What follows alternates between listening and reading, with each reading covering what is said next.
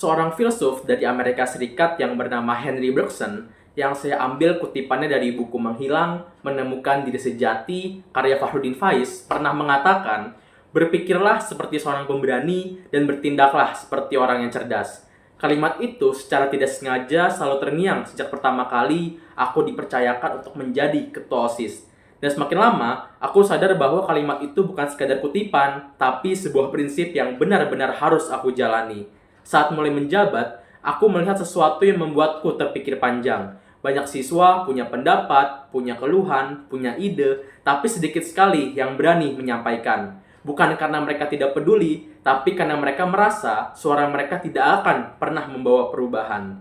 Dari situ, akhirnya aku tahu bahwa tugas OSIS bukan hanya sekadar menjalankan kegiatan semata, tetapi untuk menjadi jembatan antara siswa dan juga sekolah. Oleh karena itu, aku merancang sebuah program bernama Aspija, Aspirasi Para Remaja. Awalnya, program ini kami sebarkan secara QR Code melalui grup angkatan siswa dan juga media sosial OSIS, serta ditempel di setiap mading lantai sekolah. Tapi ternyata, aku sadar bahwa partisipasi siswa-siswi masih sangat rendah. Di momen itu, aku sadar mungkin bukan sarana yang kurang, tapi keberanian untuk menyampaikan.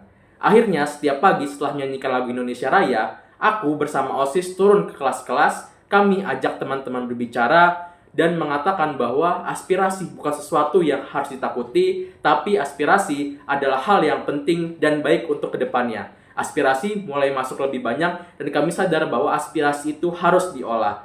Semua aspirasi itu akhirnya kami rangkum, kami pilah, dan kami sampaikan dalam audiensi bersama pihak sekolah. Dan rentan dalam waktu semester depan, hasilnya mulai terlihat. Perubahannya tidak besar sekaligus, tapi cukup untuk menunjukkan bahwa suara siswa benar-benar bisa menggerakkan suatu perubahan. Pada saat SMA, saya dan tim basket saya sering menjadi juara dalam pertandingan basket. Hal itu membuat saya merasa percaya diri karena sudah memiliki banyak pengalaman dan prestasi di bidang tersebut. Suatu ketika, saya mengikuti lomba basket. Nah, ketika itu lawan basket saya adalah anak SMP. Karena menganggap mereka lebih muda dari saya dan pengalaman saya jauh lebih banyak, sehingga saya merasa skill saya lebih unggul dibanding mereka. Saya akhirnya menjadi malas untuk latihan dan menjadi kurang serius dalam latihan. Dan saya cenderung meremehkan kemampuan mereka. Namun saat pertandingan berlangsung, ternyata saya kalah dari mereka.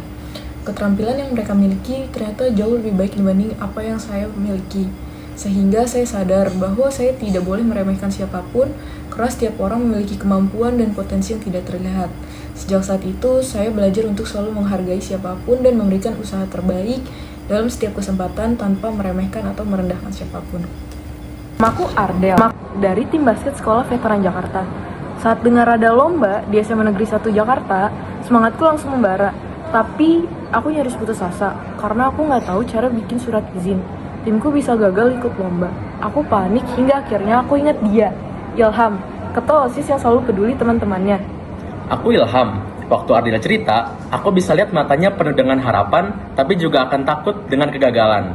Sebagai ketua OSIS, aku yakin bahwa tugas aku bukan hanya sekadar mengurus sebuah organisasi, tapi untuk menjadi penghubung antar teman.